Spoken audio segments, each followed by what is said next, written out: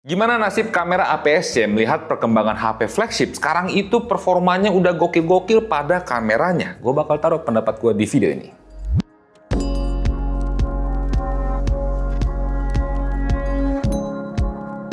Selamat datang di channel ST Media dengan gue Skavito di sini, dan di video kali ini gue pengen angkat satu komentar subscriber ST gitu ya di video Vivo S200 Pro gue kemarin. Dia komentar begini, "No, gimana nasib APS-C gue di masa depan?" Mungkin dia habis ngelihat hasil kualitas gambar dari Vivo S200 Pro, hasil fotonya itu bisa gokil banget hasilnya. Menurut gue gak perlu khawatir karena baik lagi, APS-C itu pasti bakal terus ada karena Fujifilm dia fokus ngedevelop APS-C-nya selaginya upgrade sensor itu langsung medium format, tapi utamanya mereka ngedevelop itu di APS-C-nya. Begitu juga dengan Sony, lini APS-C-nya banyak, selalu diupdate, jadinya lu nggak usah khawatir. Di beberapa faktor juga, ada hal yang nggak bisa dilakuin sama kamera flagship sekalipun dibandingin kalau lu pakai kamera APS-C. Dan ya, di video ini gua bakal ngutarain pendapat gua. Aspek dari mana aja kalau kamera mirrorless APS-C itu bahkan di entry levelnya sekalipun, itu tetap nggak tergantikan dibandingin sama HP flagship. Tapi sebelum mulai, gue pengen ngetin kalau kita punya preset foto Lightroom yang bisa bikin foto kalian itu langsung jadi epic, dan kita juga punya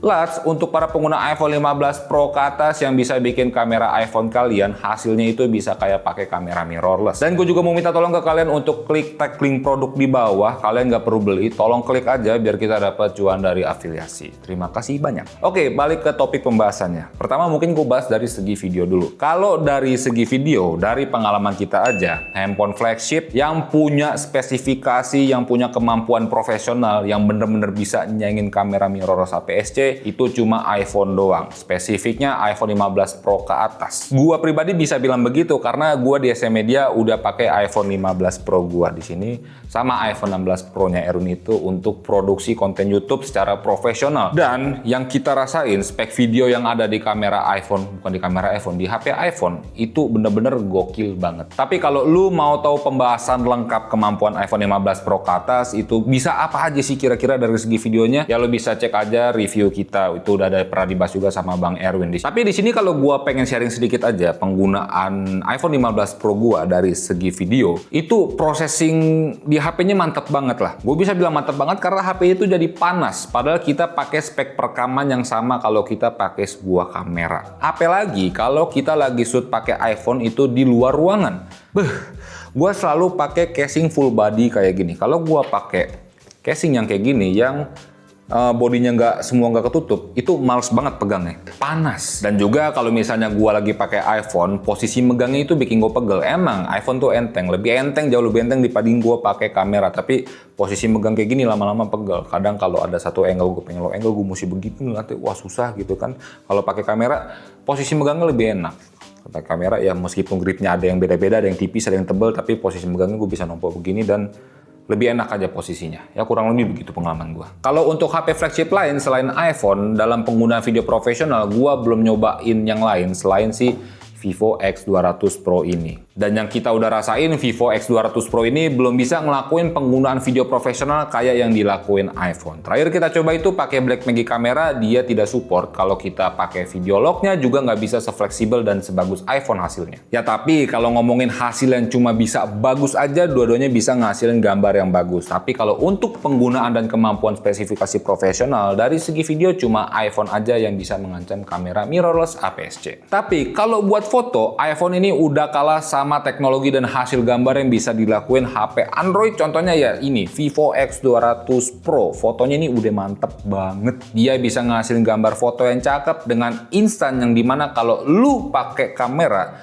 lu nggak bisa segampang itu buat ambil gambar yang bagus. Ketika kalian pakai kamera, kalau mau menghasilkan gambar yang bagus, kalian harus belajar lagi segitiga exposure, pemilihan lensa yang tepat, cara ngoperasiin kameranya, buat ngatur aperture dibuka berapa biar dapat bokehnya, atau lo pengen gambar yang tajam semuanya gitu ya, itu mesti lu belajar lagi. Apalagi buat foto-foto, kalau hasil foto lu mau bagus, maksimal cakep ya, lu harus foto pakai format RAW-nya, dan itu harus lu grading lagi di post processing nanti. Kecuali Fujifilm, instan bisa langsung bagus. Tapi intinya kalau lo mau hasil yang bagus pakai kamera, ya lo harus belajar lagi, dan itu cukup ruwet untuk orang yang awam, apalagi belum pernah ngoperasin sebuah kamera. Meskipun demikian, menurut gua ada beberapa faktor yang dimana HP flagship itu nggak bisa mengalahkan dan menggantikan eksistensi kamera APS-C, terutama di penggunaan profesional. Dan berikut ini adalah faktor-faktornya. Yang pertama adalah perbedaan ukuran sensor. Ini jelas banget. Perbedaan sensor antara kamera handphone di flagship sekalipun dengan mirrorless APS-C yang entry level sekalipun ini cukup signifikan dan berpengaruh besar pada hasil fotonya. Di HP flagship, sensornya ini lebih kecil. Se-flagship-flagshipnya, ukuran sensornya itu paling gede di 1 inci. Dan ini bisa menyebabkan juga banyaknya noise kalau dipakai di kondisi low light. Makanya, yang gue lihat di HP flagship itu, contohnya kayak di Vivo X200 Pro ini punya teknologi AI untuk meminimalisir atau ngilangin noise pada gambar. Nah, kalau dibandingin sama APS-C, jelas sensornya di sini lebih gede, bisa nangkep cahaya yang lebih banyak juga, dan gambarnya lebih bersih dari noise kalau dipakai untuk keperluan low light. Nggak itu aja, ukuran sensor ini juga pengaruh ke bokeh dan dynamic range yang didapat. Sebokeh-bokehnya HP flagship kalau nggak dibantu sama image processing lagi, itu nggak bisa secakep kayak lu pakai kamera APS-C. Dan karena pakai processing lagi, makanya pas gua pakai Vivo X200 Pro kemarin, bokehnya itu di beberapa kondisi itu ada yang nggak terlihat natural. Ya karena bokehnya ini pakai software processing lagi. Yang dimana kalau lo pakai kamera APS-C di entry level sekalipun, itu bisa ngambil bokeh yang jauh lebih natural karena nggak ada processing macam-macam buat nyiptain bokehnya. Faktor kedua yang dimana HP flagship itu nggak bisa menggantikan kamera mirrorless APS-C adalah interchangeable lens, dimana kalau lo pakai kamera mirrorless, lensanya bisa diganti-ganti. Kalau pakai HP,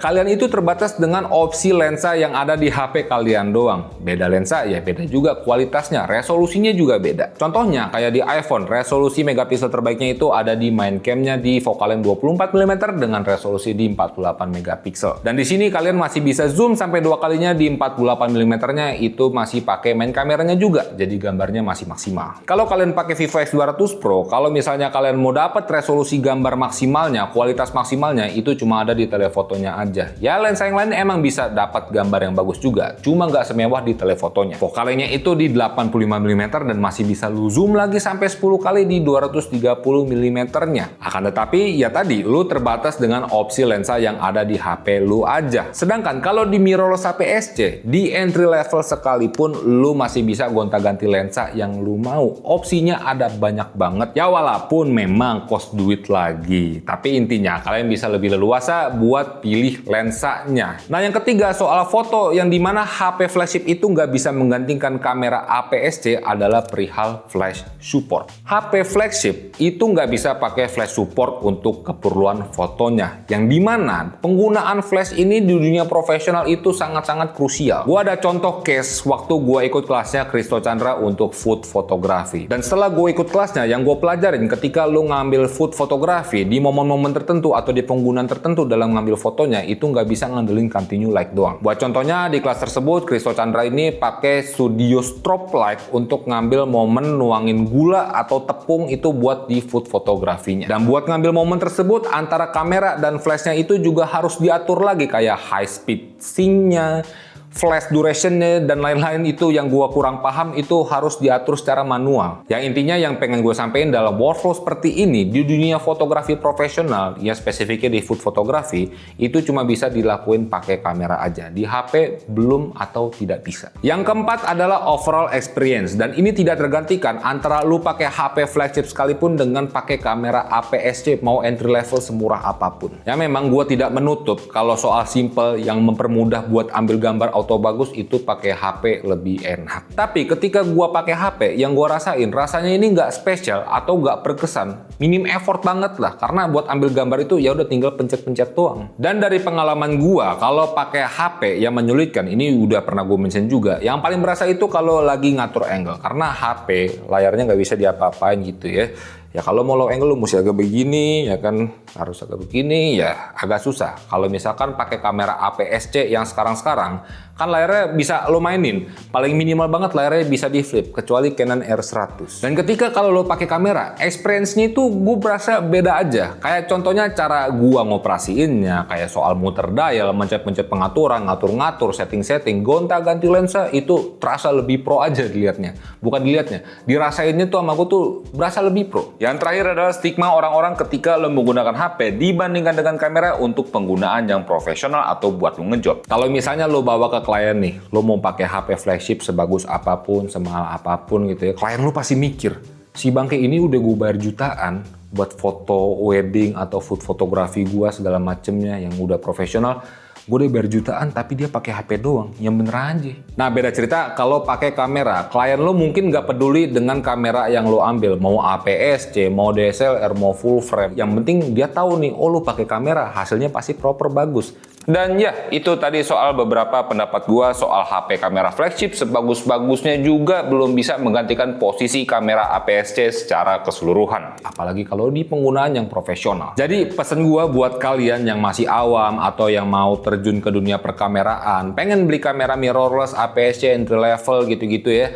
Nggak usah takut buat beli kamera, mau murah sekalipun juga, gas aja kalau emang lu pengen belajar dan passion di dunia fotografi atau videografi. Udah bener lu pilih kamera, jangan HP. Gue berani jamin buat mereka, user-user yang biasa ngambil gambar, foto, video pakai HP doang, auto, hasilnya langsung bagus. Ketika mereka disuruh pegang kamera, lo tantang nih, coba lo pakai kamera gue, cari gambar yang bagus, ambil gambar yang bagus. Mereka pasti kebingungan dan kagok. Gue yakin banget. Beda cerita dengan lu yang udah biasa mengoperasikan sebuah kamera. Lu udah tahu basic-basic kamera seperti apa, detailnya seperti apa. Ketika lu mengoperasikan sebuah HP, gue yakin hasil yang lu ambil bisa 10 kali lebih bagus dibandingin orang awam tersebut. Karena bukan soal gambar bagus saja, lu udah tahu komposisi yang baik seperti apa, pengaturan yang baik seperti apa. Auto jadi nilai plus aja buat lo, jadi gambarnya itu lebih stress free dibandingin lo pakai kamera. Dan itu aja untuk videonya, semoga bisa ngisi waktu kalian. Baik lagi kalau misalnya ada pendapat berbeda dari gua atau kalian mau nambahin pendapat kalian juga, silahkan taruh di komentar aja. Ada kritik, kontra juga silahkan komentar aja. Ramein videonya. Itu aja, gua Skavito, di situ ada Bowo, dan jangan lupa untuk berkarya.